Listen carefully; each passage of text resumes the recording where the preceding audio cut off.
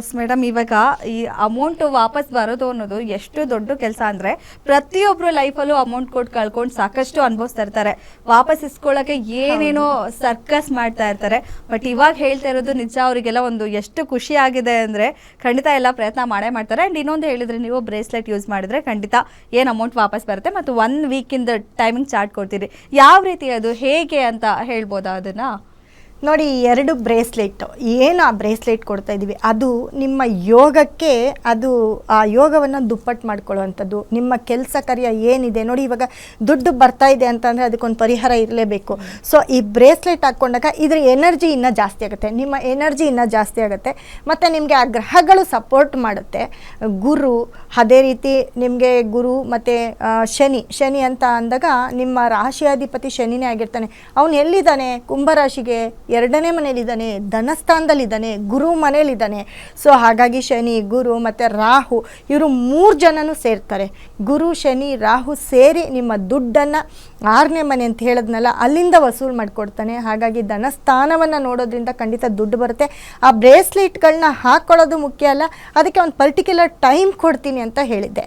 ಆ 1 ವಾರ, ಇವಾಗ ಭಾನುವಾರದಿಂದ ಶನಿವಾರದವರೆಗೂ ಪರ್ಟಿಕ್ಯುಲರ್ ಒಂದು ಟೈಮ್ ಇರುತ್ತೆ. ಯಾಕಂದರೆ ನಾವು ಒಂದು ದಿನ ಪೂರ್ತಿ ಚೆನ್ನಾಗಿರುತ್ತೆ. ಇವಾಗ ನಾವು ನೋಡಿದಾಗ ಈ ಡೇಟ್ ತುಂಬ ಚೆನ್ನಾಗಿದೆ.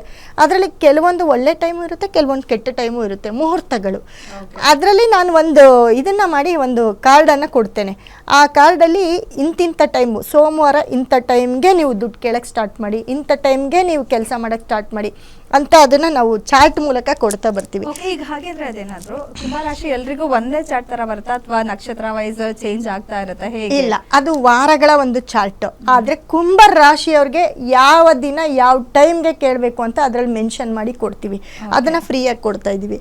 ಅದು ಲೈಫ್ ಟೈಮ್ ಅವ್ರ ಜೊತೆ ಇಟ್ಕೊಂಡಾಗ ಕುಂಭ ರಾಶಿಯವ್ರಿಗೆ ಒಂದೇ ಅಲ್ಲ, 12 ರಾಶಿಯವ್ರಿಗೂ ಅದರಲ್ಲಿ ಯಾವ್ಯಾವ ದಿನ ಯಾವ್ಯಾವ ಕೆಲಸ, ಒಳ್ಳೆ ಕೆಲಸ ಯಾವ ಟೈಮಲ್ಲಿ ಮಾಡಬೇಕು ಅನ್ನೋದು ಇರುತ್ತೆ. ಒನ್ಸ್ ಅದು ಅವ್ರ ಹತ್ರ ಕಾರ್ಡ್ ಹೋಗ್ಬಿಟ್ರೆ, ಅದು ಆ ಕಾರ್ಡನ್ನು ನಾವು ಈ ಬ್ರೇಸ್ಲೆಟ್ಟು ಯಾರು ಪರ್ಚೇಸ್ ತೊಗೊಳ್ತಾರೆ ನಮ್ಮ ಹತ್ರ ಅಂಥವ್ರಿಗೆ ಮಾತ್ರ ಕೊಡ್ತಾ ಇದ್ದೀವಿ. ಸೊ ಆ ಕಾರ್ಡು ನಿಮಗೆ ಎಷ್ಟು ಉಪಯೋಗ ಆಗುತ್ತೆ ಅಂದರೆ, ನೀವು ಯಾವ ಒಂದು ಇದರಲ್ಲೂ ನೀವು ಟೈಮಿಂಗ್ಸ್ ಕೇಳೋಂಗಿಲ್ಲ. ನಿಮ್ಮ ರಾಶಿಗೆ ಕರೆಕ್ಟಾಗಿ ಆ ಒಂದೊಂದು ಟೈಮಲ್ಲಿ ನೀವು ಒಳ್ಳೆ ಕೆಲಸ ಮಾಡ್ತಾ ಹೋದರೆ ಖಂಡಿತ ನಿಮಗೆ ಒಂದು ದೀಪ ಹಚ್ಚೋದಾಗಿರ್ಬೋದು ಅಥವಾ ಒಂದು ಮೀಟಿಂಗ್ ಆಗಿರ್ಬೋದು, ಟೈಮ್ ಇರುತ್ತಲ್ಲ ಅದರಲ್ಲಿ, ಸೋಮವಾರ ಇಂಥ ಟೈಮ್ ನಂಗೆ ತುಂಬ ಚೆನ್ನಾಗಿದೆ, ನನ್ನ ಇಂಥ ರಾಶಿ ಅಂತ ನೋಡ್ಕೊಂಡು ಅದರಲ್ಲಿ ನೀವು ನಿಮ್ಮ ಟೈಮ್ನ ಪಾಸಿಟಿವ್ ಮಾಡ್ಕೊಳ್ಳೋದು. ಅದಕ್ಕೋಸ್ಕರನೇ ಒಂದು ಕಾರ್ಡನ್ನು ಕೊಡ್ತಾಯಿದ್ದೀನಿ. ಅದರಲ್ಲೂ ತುಂಬ ಟೈಮ್ ಚೆನ್ನಾಗಿರ್ಬೇಕಾದ್ರೆ ಒಬ್ಬೊಬ್ಬರು ಒಂದೊಂದು ಮುಹೂರ್ತ ಇರುತ್ತೆ.